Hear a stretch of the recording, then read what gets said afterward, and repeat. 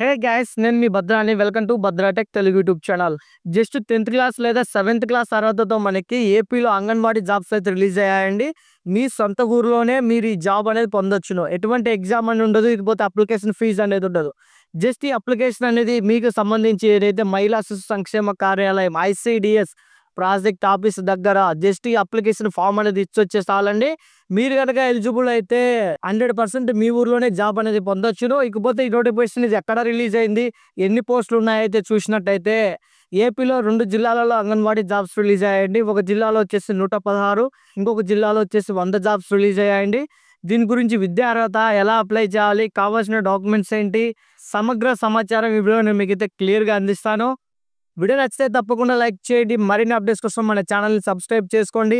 In case మరిన్ని latest job updates కోసం మీరు ఎప్పటికప్పుడు నన్ను పొందాలనుకుంటే డిస్క్రిప్షన్లో వాట్సాప్ గ్రూప్ అయితే ఇస్తాను, జాయిన్ అవ్వండి. అందులో నా నెంబర్ ఉంటుంది. అన్న మాకు పలానా డౌట్ ఉందని మెసేజ్ చేయండి, నేను మీకు క్లియర్గా అయితే ఎక్స్ప్లెయిన్ చేస్తాను. ముందుగా చూసుకున్నట్టయితే ఒక జిల్లాలో 116, ఒక జిల్లాలో 100 జాబ్స్ అయితే రిలీజ్ అయ్యాయండి. ఏ జిల్లాలో అయితే 116 రిలీజ్ అయ్యాయో ఈ జిల్లాలో వచ్చేసి దాదాపుగా మనకు 11 అంగన్వాడీ కార్యకర్తలు, 12 వచ్చేసి మినీ అంగన్వాడీ కార్యకర్తలు, ఇకపోతే 93 వచ్చేసి ఆయా పోస్టులు అయితే రిలీజ్ అవ్వడం జరిగింది. ఇప్పుడు ఒకసారి దానికి సంబంధించిన ఎలిజిబిలిటీ ఏంటో ఒకసారి చూద్దాం. ఫస్ట్ ఆఫ్ ఆల్ వయసు వచ్చేసి 1/7/2024 నాటికి 21 సంవత్సరాలు పూర్తి చేసుకొని 35 సంవత్సరాలు మించి అయితే ఉండకూడదు. అంటే 21 సంవత్సరాల నుంచి 35 సంవత్సరాల లోపు అయితే ఉండాలి. ఒకవేళ ఇన్ కేస్ మీరు అప్లై చేసిన ప్రదేశంలో 21 సంవత్సరాలకు సంబంధించి ఎవరు అప్లై చేయకపోతే 18 సంవత్సరాల నుంచి అప్లై చేసిన వాళ్ళ అప్లికేషన్స్ కూడా పరిగణలోకి తీసుకుంటారు. ఇకపోతే ఎవరైనా 18 సంవత్సరాల నుండి అభ్యర్థులు కూడా అప్లికేషన్ పెట్టుకోవచ్చును. ఎస్సీ ఎస్టీ ప్రాంతంలో 21 సంవత్సరాలు నిండిన అభ్యర్థులు లేకపోతే 18 సంవత్సరాలు నిండిన వాళ్ళకు కూడా ఈ ఏవైతే అంగన్వాడీ జాబ్స్ అనేది ఉన్నాయో వీళ్ళకి కూడా ఇచ్చే అవకాశం అయితే ఉంటుంది.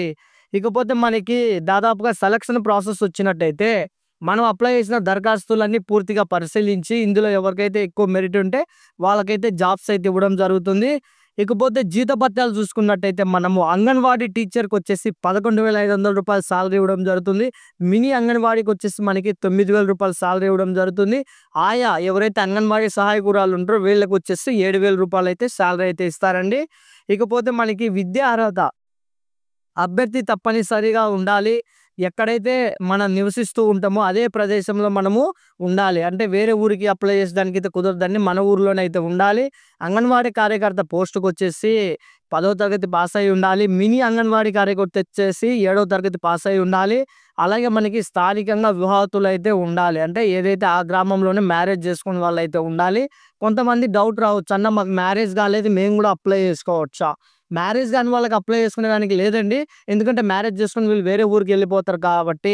అదే వేరే ఊరు నుంచి మ్యారేజ్ చేసుకొని ఇక్కడ వచ్చి పర్మనెంట్గా ఇక్కడ వేకెన్సీ ఉన్నట్టయితే మీరు 100% ఎలిజిబుల్ అవుతారు. ఇన్ కేస్ ఈ ఊర్లో ఎవరు మ్యారేజ్ చేసుకునే వాళ్ళు అప్లై చేసుకోకుండా ఉంటే మీరు కనుక అప్లై చేసుకుంటే మీకు కూడా జాబ్ అనేది వస్తుందండి. ఇకపోతే మనకి దాదాపుగా చూసుకున్నట్టయితే ఇక్కడ 10వ తరగతి కానీ 7వ తరగతి విద్యార్హత అండి. సో ఇంకా మనం మెయిన్గా కావాల్సిన డాక్యుమెంట్స్ చూసుకున్నట్టయితే పుట్టిన తేదీ, వయసు ధృవీకరణ పత్రం, స్థానిక నివాసం కోసం nativity certificate, residence certificate, Aadhaar card, ration card మొదలగునవి. అంటే ఏదైతే మనకి ఆధార్ కార్డు, రేషన్ కార్డు అయితే ఉందో ఈ డాక్యుమెంట్స్ అయితే కావాలి. ఇకపోతే 10వ తరగతి మార్కు లిస్టు, ఎవరైతే 10 పాస్ అయ్యారో వాళ్ళు, క్యాస్ట్ సర్టిఫికేటు. ఇన్ కేస్ మీరు దివ్యాంగులు అయితే మీకు సంబంధించి ఏదైతే సదరం సర్టిఫికేట్ ఉంటుందో సదరం సర్టిఫికేటు. ఒకవేళ మీరు వితంతువు అయితే భర్త చనిపోయిన సర్టిఫికేట్ అయితే ఉండాలి, మీ భర్త దట్టు సర్టిఫికేటు. ఇకపోతే మనకు చెప్పిన డాక్యుమెంట్స్ అన్ని తీసుకొని అలాగే ఒక అప్లికేషన్ ఫామ్ అనేది తీసుకొని ఈ డాక్యుమెంట్స్ అన్నిటిపైన గెజిటెడ్ ఆఫీసర్ దగ్గర సైన్స్ అయితే అసిస్టెంట్ చేయించుకోవాలి. ఈ అసిస్టెంట్ చేయించుకుంటేనే మన అప్లికేషన్ అనేది చెల్లుతుంది. సో ఇకపోతే మనకి ఇక్కడ క్లియర్గా మీరు చూసుకున్నట్టయితే ఫస్ట్ ఆఫ్ ఆల్ నేను మీకు 2 అని చెప్పాను కదా, 2 జిల్లాల్లో జాబ్స్ అయితే రిలీజ్ అయ్యాయని. ఒకటి వచ్చేసి మనకి అన్నమయ్య జిల్లా అండి. అన్నమయ్య జిల్లాలో దాదాపుగా 116 పోస్టులు అయితే రిలీజ్ అయ్యాయి. ఇందులో 11 వచ్చేసి అంగన్వాడీ కార్యకర్త, 12 వచ్చేసి మినీ అంగన్వాడీ కార్యకర్త, 93 పోస్టులు వచ్చేసి మనకి ఆయా పోస్టులు. ఇంకొక జిల్లా వచ్చేసి అల్లూరు సీతారామరాజు జిల్లా. అల్లూరు సీతారామరాజుకు వచ్చేసి మనకి 100 పోస్టులు రిలీజ్ అయ్యాయండి. పాడేరు, రంపచోడవరం సంబంధించి డివిజన్లలో ఈ జాబ్స్ అయితే రిలీజ్ అయ్యాయి. ఇకపోతే మనకి అన్నమయ్య జిల్లాకు సంబంధించి ఎవరైతే అప్లై చేసుకోవాలనుకుంటున్నారో వీళ్ళందరికీ జనవరి 2వ తేదీ లాస్ట్ డేట్ అండి. ఇకపోతే మనకి అల్లూరు సీతారామరాజు సంబంధించి అంగన్వాడీ పోస్టులకు వచ్చేసి డిసెంబర్ 31వ తేదీ అండి. ఇన్ కేస్ డేట్ అనేది ఎక్స్టెన్షన్ చేస్తే నేను మరొక వీడియోతో మీ ముందుకైతే వస్తాను. ఇకపోతే దీనికి సంబంధించిన సమగ్ర సమాచారం అనేది డిస్క్రిప్షన్‌లో లింక్స్ అయితే ఇచ్చాను. అక్కడ వెళ్లి మీరు జాబ్స్ అనేది చెక్ చేయండి. అలాగే అప్లికేషన్ ఫార్మ్ కూడా నేను మీకు డిస్క్రిప్షన్‌లో ఇచ్చాను. అక్కడి నుంచి అప్లికేషన్ ఫార్మ్ అనేది డౌన్‌లోడ్ చేసుకొని నేరుగా మీరు ఎక్కడ అప్లై చేయాలి, ఐసీడీఎస్ అంగన్వాడీ సంబంధించి ఏదైతే మనకి శిశు సంక్షేమ అభివృద్ధి కార్యాలయం ఐసీడీఎస్ ప్రాజెక్ట్ కార్యాలయం ఉంటుందో అక్కడికి వెళ్ళి మనం చెప్పిన డాక్యుమెంట్స్ అన్నిటిపైన అసిస్టెడ్ సంతకం చేపించుకొని వెళ్ళి మీరు అప్లికేషన్ అయితే ఇచ్చి రావాలి. ఇన్ కేస్ అదృష్టం ఉంటే మీరులో కనుక మెరిట్లో ఉంటే మీరు కూడా మీ సొంత ఊర్లోని జాబ్ అయితే పొందొచ్చు. ఎవరు ఈ అవకాశాన్ని అయితే మిస్ అవ్వద్దు. మరిన్ని జాబ్ అప్డేట్స్ మీరు ఎప్పటికప్పుడు పొందాలనుకుంటే ఇప్పుడే మన ఛానల్ని సబ్స్క్రైబ్ చేసుకోండి.